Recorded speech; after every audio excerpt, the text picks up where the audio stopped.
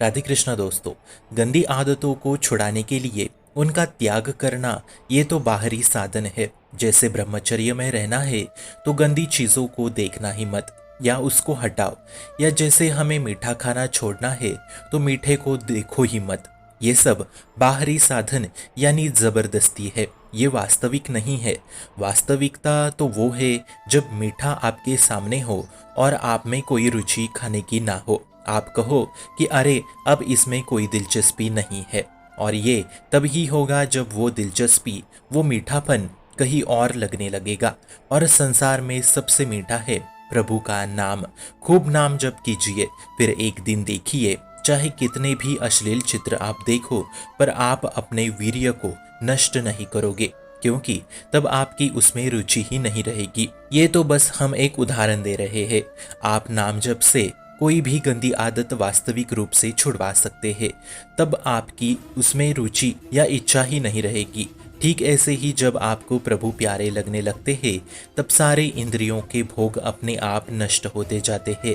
इसलिए गंदी आदतों पे ध्यान ना दे कि इसे छोड़ना है वगैरह वगैरह। यदि वो आदतें चल रही है उसे चलने दीजिए, पर इसे छोड़ने के लिए किसी और को पकड़ना होगा, तभी वो छूटेगा। इसलिए छुड़ाने के पीछे नहीं, बल्कि प्रभु के प्रेम को पकड़ने के पीछे भागिए। और यदि वो प्रेम को आपने पकड़ लिया तो समझो बिना प्रयास के सारी गंदी आदतें छूट जाएगी। आदतों को छोड़ने के लिए बहुत घाटा होता है, क्योंकि दिन रात उसका ही चिंतन होता रहता है, जिससे आसक्ति छूटती नहीं बल्कि और बढ़ेगी। इसलिए छोड़ना बहुत मुश्किल है, तो उस विषय को ही छोड़ दीजिए। वो छूटे या ना छूटे, उसे छोड़ दीजिए। इधर प्रभु को पकड़ो, इससे प्रभु में चिंतन बढ़ेगा और उधर का चिंतन छूटता जाएगा, तो अपने आप वो आदतें छूटती जाएगी। और हम क्या करते हैं, छोड़ना है इसी का चिंतन करते बैठते हैं, और इस चिंतन से और ज़्यादा रुचि आती है, जिससे आदतें छूटती नहीं बल्कि और बढ़ती जाती है। क्योंकि चिंतन से प्रेम बढ़ता जाता है, आसक्ति बढ़ती जाती है। इसलिए पूर्ण चिंतन प्रभु के नाम रूप सेवा में लगाइए। आप बिल्कुल चिंता मत कीजिए।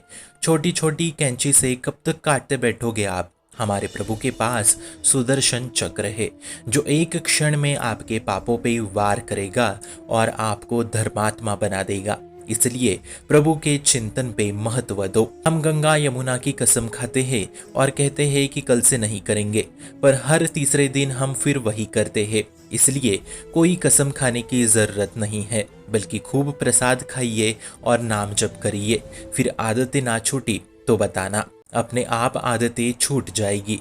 आप आश्चर्य से देखते रह जाओगे, इतना सामर्थ्य प्रभु के नाम में है। वर्तमान को भगवत चिंतन में लगाने से आपका भूत, वर्त, भविष्य तीनों मंगल हो जाएंगे। कम समय में ऊंचाई पे चढ़ने का एकमात्र सूत्र है भगवत मार्ग। इससे हम विजय की तरफ जाते हैं। हम बार बार कहते हैं कि अरे उस आदत से मेरी आत्मा तृप्त हो जाएगी, पर असलियत में यह आपका भ्रम है।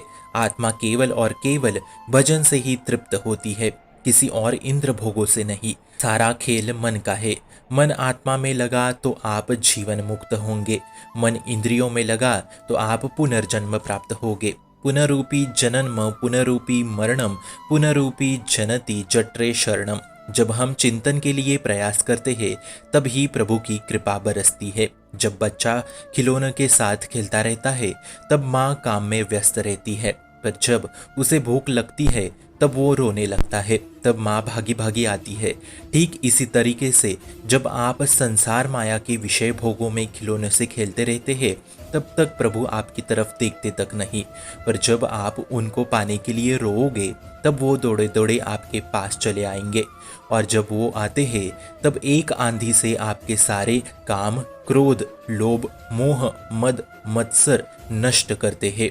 इसलिए साधन में कमी मत करो और साधन पे अहंकार कभी मत करो, फिर देखना परिवर्तन होना शुरू हो जाएगा।